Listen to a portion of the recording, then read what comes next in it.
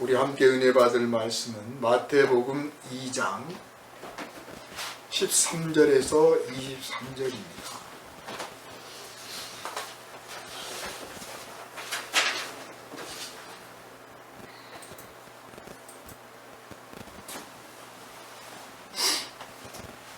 그들이 떠난 후에 주의 사자가 요셉에게 현몽하여 이르되 헤롯이 아기를 찾아 죽이려 하니 일어나 아기와 그의 어머니를 데리고 애굽으로 피하여 내가 네게 이르기까지 거기 있으라 하시니 요셉이 일어나서 밤에 아기와 그의 어머니를 데리고 애굽으로 떠나가 헤롯이 죽기까지 거기 있었으니 이는 주께서 선지자를 통하여 말씀하신 바 애굽으로부터 내 아들을 불렀다 함을 이루려 하심이라. 이에 헤롯이 박사들에게 속은 줄 알고 심히 노하여 사람을 보내어 베들레헴과 그 모든 지경 안에 있는 산의 아이를 박사들에게 자세히 알아본 그때를 기준하여 2살부터 그 아래로 다 죽이니 이에 선지자 예레미야를 통하여 말씀하신 바 라마에서 슬퍼하며 크게 통곡하는 소리가 들리니 라헬이 그 자식을 위하여 애곡하는 것이라. 그가 자식이 없으므로 위로받기를 거절하였도다 함이 이루어졌느니라. 헤롯이 죽은 후에 주의 사자가 애굽에서 요셉에게 현몽하여 이르되 일어나 아기와 그의 어머니를 데리고 이스라엘 땅으로 가라. 아기의 목숨을 찾던 자들이 죽었느니라 하시니 요셉이 일어나 아기와 그의 어머니를 데리고 이스라엘 땅으로 돌아가니라. 그러나 아켈라오가 그의 아버지 헤롯을 이어 유대의 임금됨을 듣고 거기로 가기를 무서워하더니 꿈에 지시하심을 받아 갈릴리 지방으로 떠나가 나사렛이란 동네에 가서 사니 이는 선지자로 하신 말씀에 나사렛 사람이라 칭하리라 하심을 이루려 함이러라. 아멘. 이 시간은 누가 어린이들을 죽이는가 하는 제목으로 함께 은혜를 나누겠습니다. 기도합니다. 우리를 사랑하시는 아버지 하나님, 우리 가운데 특별히 어린이들을 더욱 사랑하시는 하나님, 그 사랑과 은혜에 감사하며 찬송을 드립니다. 이 시간 우리가 어린이 주일을 맞이하여 하나님께서 우리에게 내려주시는 거룩하신 말씀을 들을 때 오직 성령의 감동을 받게 하여 주시옵소서.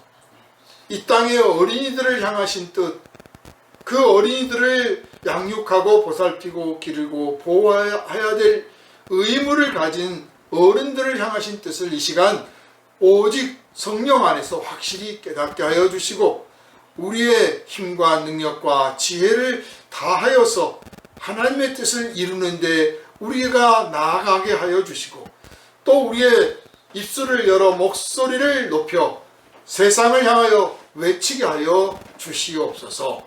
오직 성령께서 우리에게 감동을 주시고 하나님의 뜻을 온전히 깨달아 알아 순종하기를 결단하게 하시며 이 순종이 세상을 변화시키는데 큰 힘을 발휘할 수 있도록 허락해 주시기를 바라오며 우리를 원하신 예수 그리스도 이름으로 간절히 기도하옵나이다. 아멘.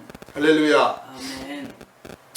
오늘 우리가 읽은 본문에는 요셉과 마리아가 그리고 아기 예수가 등장하고 있습니다. 보통 이 본문은 성탄절에나 설교할 때 읽습니다. 그런데 사실 성탄절에만 읽어야 될 말씀이 아니고 모든 날 이 말씀을 기억을 해야 되지 않나 싶습니다. 한 가족의 특수한 이야기, 예수라는 분의 어떤 특수한 사정과 사건에 대한 이야기로 우리가 보기 쉽지만 사실은 이 가정이 겪었던 그리고 이 예수라는 아기가 태어나자마자 겪었던 이 일이 알고 보면 인류 사회에서 늘 있어왔던 일이고 또 당시의 시대상을 여과 없이 보여주며 오늘 이 시대도 여전히 보여주고 있다고 하는 사실을 우리가 성령 안에서 깨닫기를 주님의 이름으로 축원합니다.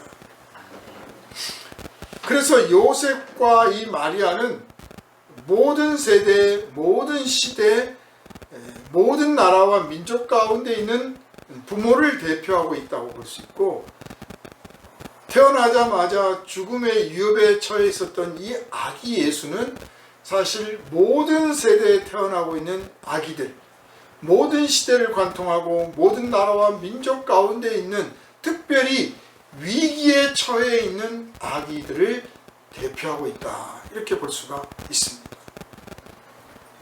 그러므로 이 아기 예수에게 저지른 일이 곧 모든 인류의 아기들에게 저지른 일이고, 모든 아기들에게 저지른 일이 곧 예수에게 저지른 일이다 라고 하는 사실을 우리가 생각할 때, 오늘 이 본문은 하나님께서 인간의 이 추악함, 이 악랄함, 이 비열함이 얼마나 끔찍한가를 고발하고 있는 고발장이다, 이렇게 볼 수가 있습니다.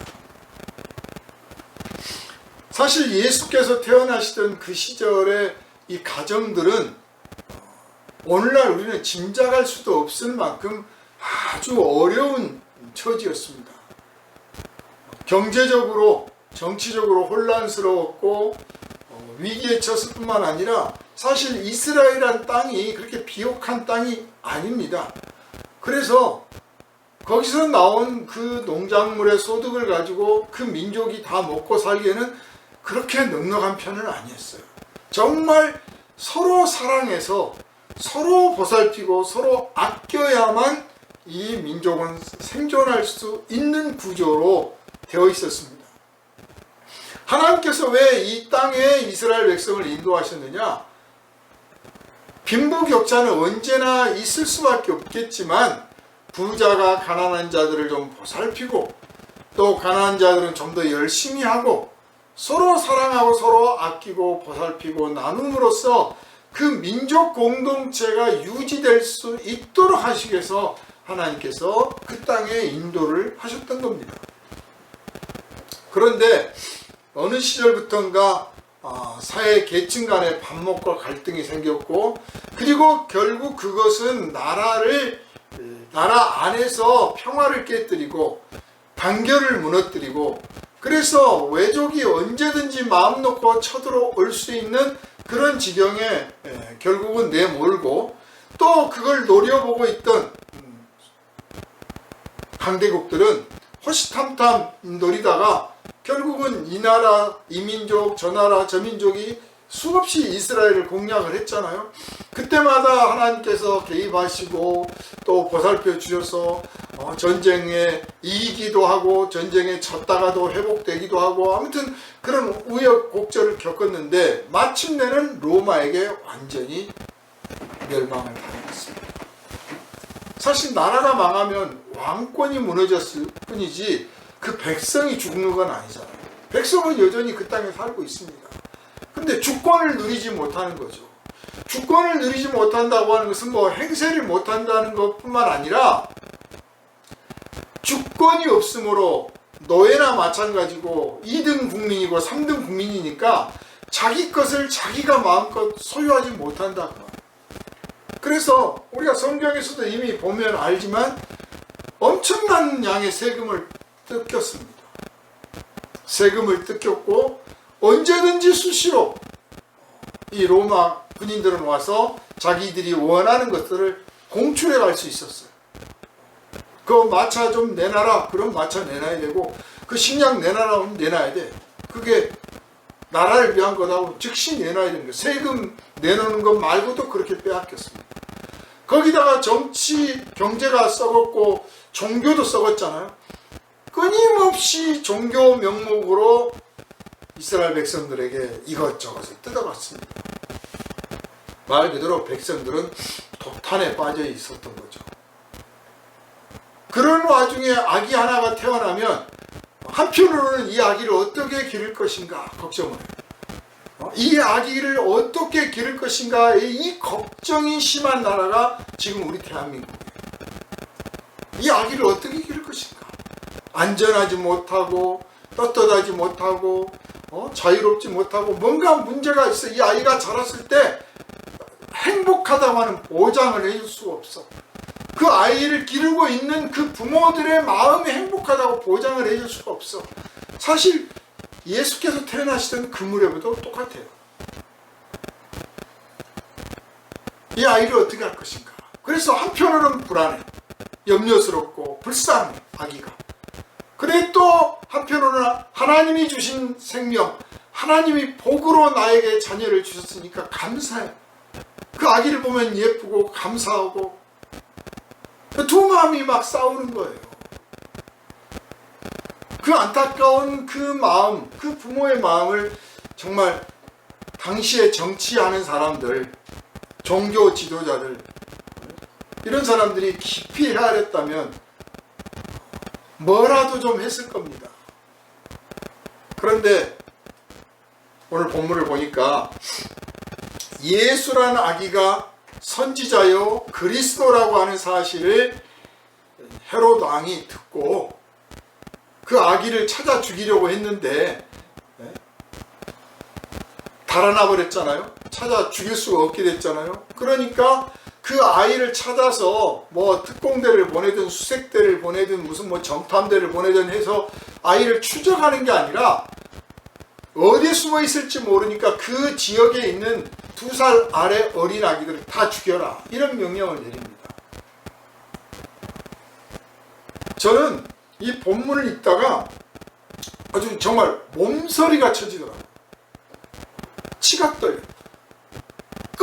너무나 끔찍해서 그 어린 아기를 죽였다, 이 한 구절이, 그래서 한번 상상을 해보니까 무자비한 군인들이 집집마다 문을 열고 들어가서, 왜 그 예수님 영화 보면 그런 장면들 막 나오잖아요. 문을 탁 열어가지고 아기를 끌어내서 그냥 막 찔러 죽이고. 난징 학살에 관한 영화가 있어요. 중국에서 만든 영화. 근데 이게 사실 실화를 그대로 재현했는데, 실화를 그대로 하기는 너무 끔찍해서 일부분만 했다는 거예요. 일부분만. 근데 아기가 이게 다 백성들 소집해서 일본 군인들이 딱 지켜보고 있는 가운데서 아기가 오니까 아기 울지 말라고 막 안아주잖아요. 그 일본 군인이 그 아기 달라고 싹 웃으면서 그럽니다. 그 아기를 이렇게 내놨어요. 얼려주려나 보다. 그 아기를 갖다 2층에서 아래로 쳐 박아서 죽입니다. 아주 시범 케이스야. 봐라, 나는 자비가 없다, 그런 거죠. 얼마나 끔찍합니까? 왕이 백성에게 나는 자비가 없는 왕이다, 그걸 보이고 있어요. 나는 자비가 없다. 정말 인간이 저지르는 죄악 가운데서 가장 추악한 죄, 가장 비열한 죄가 어린이를 대상으로 한 죄입니다. 왜냐하면 첫째는 그 어린이는 아무 능력이 없어요. 어떤 저항 능력이 없고 달아날 수도 없어요. 그런데 그 아이를 죽였다고 하는 것은 정말 비겁한 거죠. 그리고 그 아기의 부모의 마음을 아프게 하는 거잖아요. 보통 아픈 게 아니죠. 아주 그냥 심장을 도려내버린 것 같은 건데, 그러니까 아이 하나 죽이는 게 아니라 그 부모를 또한 그렇게 고통에 빠뜨린 거고 평생 지울 수 없는 상처를 주는 겁니다. 정말 비열하고 추악합니다. 다 용서해 주셔도 이 죄만은 용서해 주지 마십시오 라고 기도하고 싶어요. 우리나라를 떠들썩하게 했던 뭐 N번방 사건이니 어린이 이름을 되새긴 것 자체가 참 미안하고 부끄러워서 뭐 말을 못하겠어요. 뭐 성폭행을 했느니 뭐 어쨌느니 아기를 데려다가 어떻게 해서 죽였느니 막 별의별 뉴스들을, 끔찍한 뉴스를 듣고 있습니다. 어쩌다가 우리 사회가 이 지경이 됐는지 모르겠어요. 어쩌다가. 아무렇지도 않게 죄를 저지릅니다. 이 어린아이에게 대한 죄는 죽이는 것뿐만 아니라 어린아이에 대한 폭행이나 학대나 유괴나 이런 어린아이를 대상으로 하는 이 어린이 대상 죄는 그 아이에만 그치는 게 아니라 미래, 이 나라와 민족과 이 인류의 미래를 저해하는 죄악입니다. 아주 그 파급 영향력이 너무나 크고 지대에서 정말 일찌감치 제재하지 않고 아무리 작은 죄라도 엄하게 처벌하지 않으면 정말 인류의 미래가 없지 않느냐 생각이 들어요. 사실 1차 대전, 2차 대전 제가 언젠가도 설교 시간에 말씀드렸는데 그 어머니가 보는 앞에서 어린아기를 산채로 불에 태워 죽였다는 1차 대전 기록을 보면서 야, 이럴 수가, 인간이 이렇게 잔인할 수가 싶었어요. 그런데 뭐 끔찍한 일들이 2차 대전은 없었습니까? 아니 1차 대전, 2차 대전 뭐 그런 전쟁 말고도 6.25 때는 없었고 베트남전에는 없었습니까? 아니 지금 이 땅에서 우크라이나 전쟁, 가자지구 전쟁에서는 안 벌어집니까? 요즘엔 뉴스에도 안 나와. 가자지구에서 전쟁이 났을 때 사실 이 전쟁의 원인이 물론 뭐 하마스가 테러를 했으니까 당연히 뭐 전쟁이 나야 되지 않느냐, 이스라엘 편든 사람들은 그렇게 말씀들을 하십니다. 그리고 막 그때 당시 뉴스를 보면 하마스가 와가지고 어린아이들을 죽였고 뭐 어떻게 어린아이들을 납치해가지고 갖고 그 어린아이들을 뭐 닭장에다 집어넣어가지고 어떻게 하고 있고 그 닭장에 넣어놓고 이런 건 다 가짜 뉴스예요. 나중에 다 가짜로 밝혀졌어요. 그런데 한번 그게 각인이 됐기 때문에 하마스는 아주 천하의 몹쓸 놈들, 최고 악질들, 인류의 사탄, 마귀 이런 막 증오심이 들어서 그래 하마스는 아주 박살을 내버려라 그랬단 말이에요. 근데 그 전쟁이 왜 났느냐, 왜 그 테러가 일어났느냐는 보도조차 안 해. 그 당시에 서한지구 이스라엘 감옥에 어린이들만 다 빼고, 어른들은 빼고 어린이들만 800명이 갇혀 있었어요. 죄수로. 그리고 저격수들이 총으로 쏴서 현장에서 어린이들을 즉사시키는 아이들이 한둘이 아니에요. 그 뉴스를 접하고 여기에 대해서 뭐라도 해야 되지 않느냐 싶으니까 이제 우리가 본때를 보여줘. 우리도 너희들의 어린이를 해칠 수 있다를 보여주자 해서 이제 일이 벌어진 거예요. 그러니까 피차 간에 주고받은 거예요. 그래서 전쟁이 났습니다. 전쟁 나가지고 불과 몇 달 만에 1월달 말쯤 그 집계를 보니까 한 2만 몇천 명이 죽었는데 그 중에 75%가 어린이에요. 어린이들. 무차별로 사격에서 죽고 병들어 죽고 굶어 죽고 아마 그 숫자는 지금도 계속 그 비율은 비슷할 거예요. 요즘은 몇 명 죽었는지 보도조차 않습니다. 피차 득이 안 된다고 생각하나 봐. 이스라엘 눈치 보는 나라들은 이스라엘 때문에 보도를 안 하고 미국 눈치 보는 나라들은 또 미국 때문에 눈치 보여서 안 하고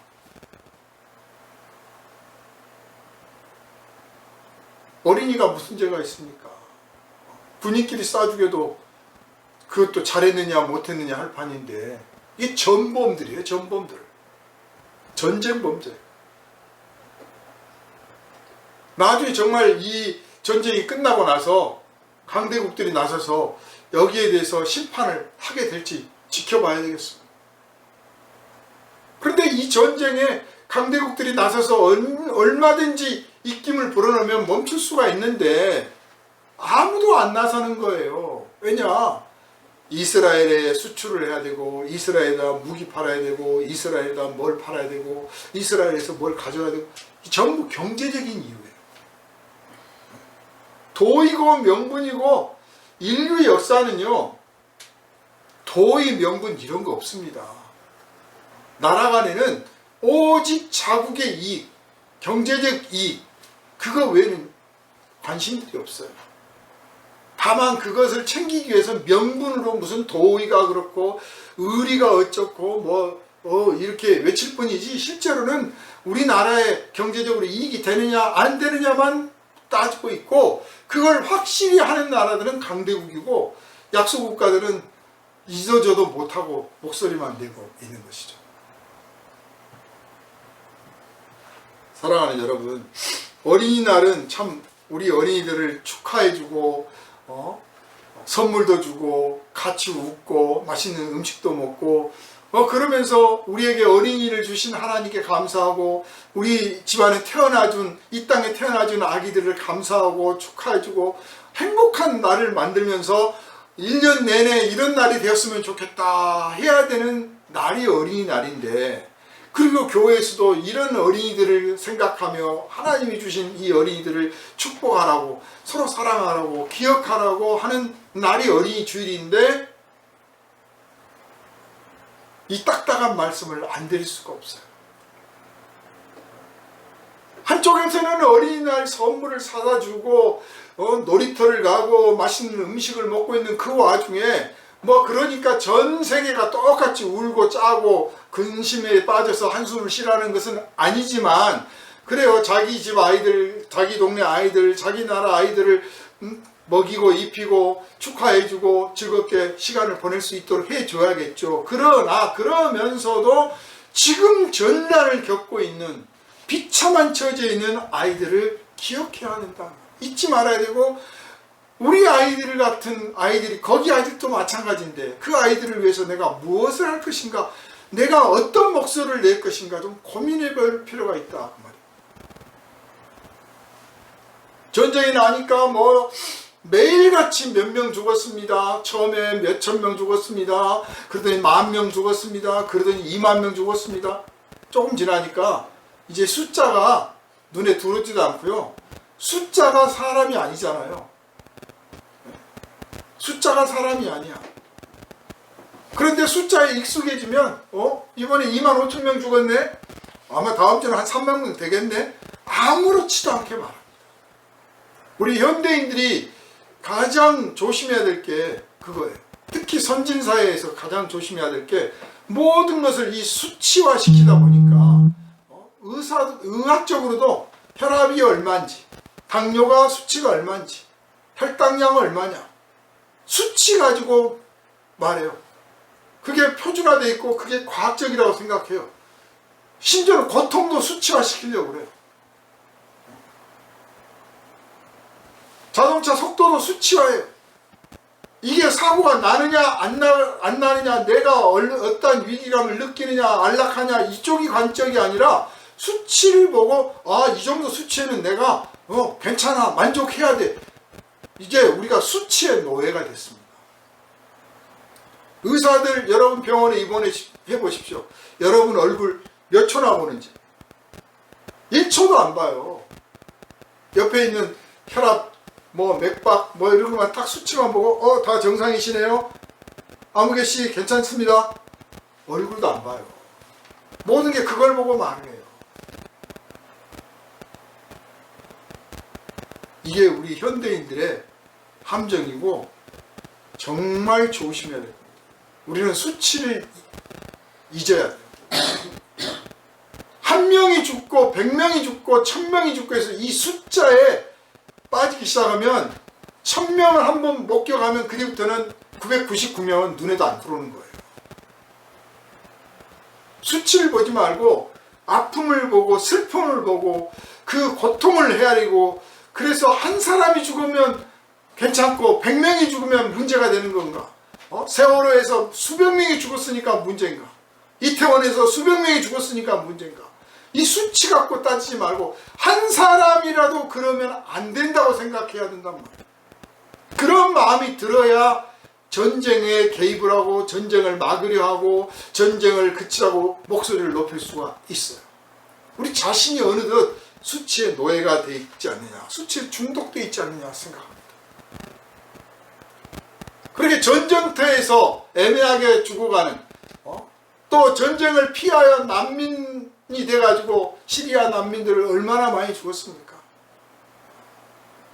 그 아기 시체가 바닷가에 떠내려온 걸 보고 온 세계가 울었다고 하는데, 정말 이제는 눈물마저 말라버릴 정도로 이제는 쳐다보지도 않는 거예요. 아프가니스탄에서 시리아에서 어디에서 지금 미얀마에서 어떻게 난민들이 어떤 생활을 하는지 아예 신경도 안 써요. 너무 많아버리니까 보도를 잠깐 하고 말아버려요. 끊임없이 추적하는 사람도 없습니다. 이게 우리들의 사랑의 현실이에요. 어른들한테는 뭘 안 해주더라도 지금 전쟁을 겪고 있든지 난민이 됐든지 아니면 기아선상에 허덕이고 있든지 무슨 재난을 당했든지 어린이들은 살리려고 노력을 해야 돼요. 어떤 사람들은 이런 끔찍한 말들을 해요. 그 어린이가 자라서 우리를 공격할 수도 있다. 네? 공산당 어린이 살려놓으면 걔가 공산당이 되고 무슬림 어린이 살려놓으면 걔가 무슬림이 돼서 우리를 공격할 텐데 네? 이런 걱정들을 합니다. 그 사람은 아마 은혜를 받으면 원수로 갚는 사람인 것 같아요. 은혜를 받으면 은혜로 갚게 돼 있어요, 사람은. 어쩌다 하나 정말 아주 악마 같은 사람이나 은혜를 받고도 원수로 갚는 거지, 누구든지 도움을 받으면 고마워하고 감사하고 보답하려고 합니다. 그게 정상 아니에요. 또 정말 은혜를 베풀었으면 그걸 좀 못 받으면 좀 어떻습니까? 내가 할 도리를 한 건데. 그런데 얘가 자라서 우리를 괴롭힐 것 같으니까 나는 안 돕겠다. 야. 북한에 기근이 들었으니 쌀을 보내야겠다고 그랬더니 그걸 왜 보내냐고. 그놈들이 그 쌀 먹고 배불리 먹고 나서 무기 들고 쳐들어오면 어떻게 할 거냐고 그랬습니다. 봉준호 감독이 만든 영화 설국열차에 보면 다 기억이 안 나는데 딱 한 장면만 기억이 나요. 그 기차가 고장이 나니까 그 좁은 틈에 들어가서 고치는 장면이 있는데 그게 어린이들이 들어가서 고치는 거예요. 키가 작으니까 어린이밖에 못 들어간다는 거지. 어떻게 보면 이 사회에 어린이도 쓸모가 있다 이렇게 말하고 있는 것 같지만 사실은 그게 아니죠. 애초부터 어린이가 들어가도록 만들어 놓은 거예요. 만들 때. 이게 그 감독이 말하려고 하는 메시지예요. 어린이도 쓸모가 있다가 아니라 애초부터 이 기차를 어린이를 투입 생각을 하고 만들었다. 우리가 요즘도 그러고 있을 거야 아마. 나이키 운동화, 나이키 고흥부터 시작해서 세계적인 스포츠 브랜드 제품들 그것뿐만 아닙니다. 많습니다. 어린이들의 손으로 만들어낸 작품들이 얼마나 많은지 몰라요. 우리가 쓰고 있는 유황, 우리는 요즘 성냥을 안 쓰니까 그렇습니다만 성냥을 쓰는데 그 유황들 다 인도네시아니 어디니 어린이들이 가서 그거 캐옵니다. 일당을 받으면 얼마 받겠어요? 아프리카 어떤 어린이들 돌을 하루 종일 깨가지고 20원 받아요. 20. 그 4살짜리 5살짜리 깨면 몇 개나 깨겠습니까? 그거 가지고 채석장 아니 열차 철로에 까는 돌들을 만들어내는 거예요. 어린이들이 깨가지고. 아동의 노동력이라도 쓸 수 있도록 해주고 아이들에게 먹을 것을 주니까 얼마나 감사할 일이냐 이렇게 말하는 사람이 있을지 몰라요. 근데 왜 그냥은 못 줍니까? 왜? 그게 정당하다고 생각합니까? 우리들의 마음속에 언제부턴가 이 이익을 추구하기 시작하면서부터 전쟁도 이익을 위해서 시작했잖아요. 석유 기업들이 전쟁을 일으키고 그렇듯이 이 스포츠 기업이니 무슨 기업들이 이익을 목적으로 아동 학대를 하고 있다. 노동력을 착취하고. 엠번방 사건이다 누구 사건이다 막 할 때 온 나라가 떠들썩하지만 사실 우리가 먹고 입고 쓰고 있는 것 가운데 아동들의 피눈물 그 고통이 배어 있는 것들이 정말 헤아릴 수가 없어요. 이거를 안 쓰고 안 입고 안 먹고 우리가 목소리를 높이고 거절하면 그 기업이 망할 것이고 그렇게 안 할 건데 우리가 싸다고 좋다고 그거 이렇게 쓰지 않는 일이 어디냐고 갖다 쓰니까 일이 반복되고 그 기업이 돈 벌고 있는 거예요.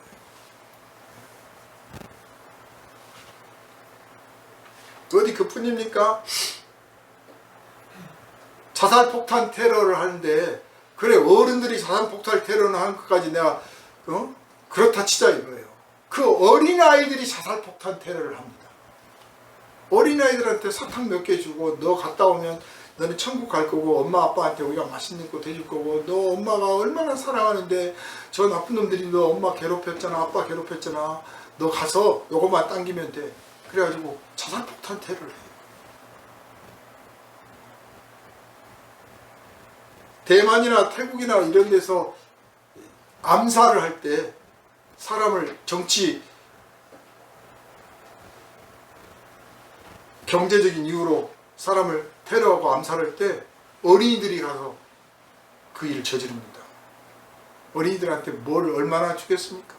아이들 매수해가지고 너 가서 요것만 당기면 돼. 너는 감옥 안 갈 거야. 어린이들은 처벌 안 받아. 처벌을 받고 안 받고의 문제가 아니라 사람을 죽이는 살인자로 처음부터 만들어내는 거야. 아동을 상대로 한 이런 범죄들, 끔찍한 범죄들이 우리가 드러나서 정치적으로 경제적으로 딱 드러나서 전쟁이다 이러니까 막 비난도 하지, 우리 사회 전반에 걸쳐서 아무렇지도 않게 아동 학대와 폭력, 착취 이것들이 자행되고 있다. 이게 없어지지 않고 무슨 선진사회를 말하고 무슨 하나님의 사랑과 평화를 말할 수가 있겠습니까?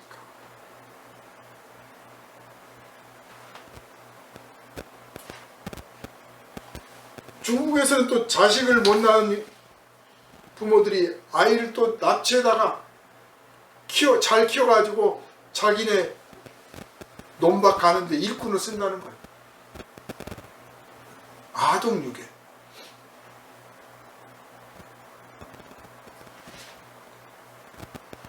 그 사람이 그 아이를 얼마나 잘 기르겠습니까?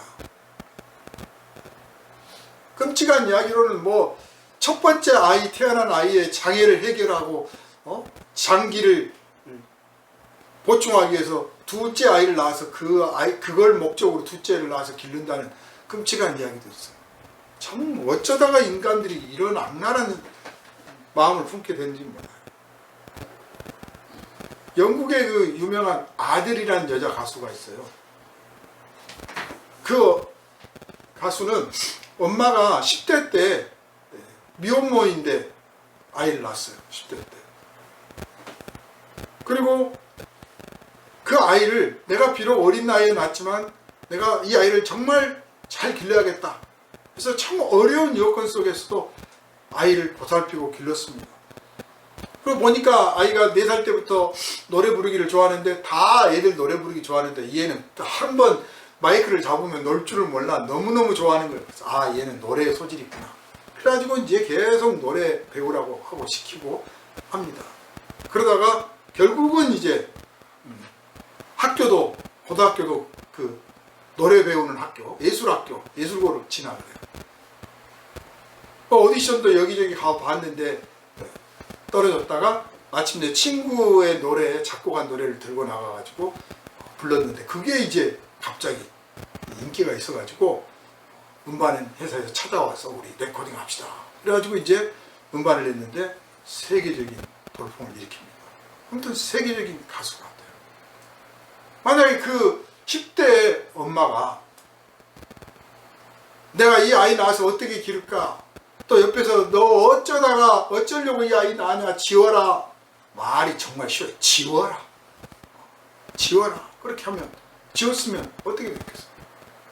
정말 산모가 위험에 빠지거나 아기가 정말 위험한 상황 아니면 최후의 선택해야 되는 문제인데, 요즘 아무렇지도 않게 선택을 한단 말이에요. 그러니까 어떤 아이가 나중에 어떻게 될지 누가 아느냐고요. 왕우장상시가 따로 있습니까? 이 아이가 세계적인 가수가 될지 누가 알았겠어요. 공자는 그 어머니가 무당이었다고 그래요. 그리고 공자 아버지하고 나이 차이가 몇십 년 차이가 나요. 그러니까 아버지가 부인이 죽고 뭐 어쩌고 했다가 이제 맞이했는데, 정식 부인도 아니야. 그러니까 아마 첩이었거나 아니면 숨겨둔 여자였어요. 근데 거기서 아이가 태어납니다. 그리고는 아버지는 얼마 안 돼서 돌아가셔. 아버지 돌아가시니까 자식들이, 다른 형제들이 나이는 많지, 너는 우리 집안 사람 아니야, 나가. 재산, 유산도 안 물려주고 내쫓습니다. 그래서 그 어머니가 어렵게 그 아이를 길러요. 거기다가 또 어머니 아팠는데 그 후로 또 자식, 동생들이 또 몇 년 있는데 꼭 예수님 처지하고 비슷해. 일찌감치 요셉이 죽고 나서 예수께서 동생들을 보살폈잖아요. 그렇게 동생들을 보살폈어. 그래 나중에 그 고통과 슬픔과 아픔을 맛봤는데 그걸 가지고 세상에 분노를 폭발을 시키는 게 아니라 그걸 가지고 승화시켜서 인격을 단련시켜서 결국은 존경받는 인물이 된다. 누가 알겠어요? 이 아이가 자라서 세상에 존경받는 된다는 걸 누가 압니까? 한 아기는 그 아기의 미래를 우리가 모를 뿐만 아니라 그 아기로 인해서 세상이 어떻게 달라질지 아무도 모르는 거예요. 그런데 여기에 사랑을 부어주고 믿음을 부어주고 칭찬을 하고 지혜를 가르쳐주면 우리가 이루지 못한 세계, 우리가 꿈꾸고만 있었던 세계를 이 아이는 자라서 이루게 됩니다. 그래서 우리가 이 어린이주의를 지키는 겁니다. 우리나라 출산율이 0.6%대라고 그래요. 세계 최저 수준이라고 합니다. 흑사병에 걸려서 유럽의 인구가 줄어들 때의 수치보다 더 낮다는 거예요. 그래서 이 출산율을 높이려고 정부가 돈을 주겠다느니 어쩌겠다느니 지자체 어디는 인천은 1억을 준다니 별수를 다 써요. 이 수치에 빠져 있는 이 사람들, 그리고 돈으로 해결하려고 하는 이 사람들. 이 아이가 태어나서 자랄 때 얼마나 행복할까? 이 아이가 자라면 정말 행복할 거야. 너는 마음껏 자라라. 그리고 우리도 행복할 거야. 이 행복한 사회를 만드는 데 신경을 써야 되는데 행복이 보장되는 미래를 가르쳐줘야 되는데 그거에 대한 신경을 안 쓰면서 아이를 낳으면 돈 주겠대. 무슨 장사를 합니까? 아이 기를 때 돈 많이 드니까 우리가 돈 대줄 테니까 길러봐라. 물론 정말 돈이 없어서 못 기르기도 해요. 그러면 그런 논리로 말하면 저 아프리카나 이런 데는 돈 없으니까 다 아이들 그만 낳고 다 접어야 됩니까? 돈 없어도 아기 낳을 수 있어요. 돈의 문제가 아니야. 근본적으로는 행복의 문제예요. 아이들을 향한 기대. 너 마음껏 자라서 한번 제대로 세상을 한번 만들어봐라. 기대가 없기 때문인 거죠.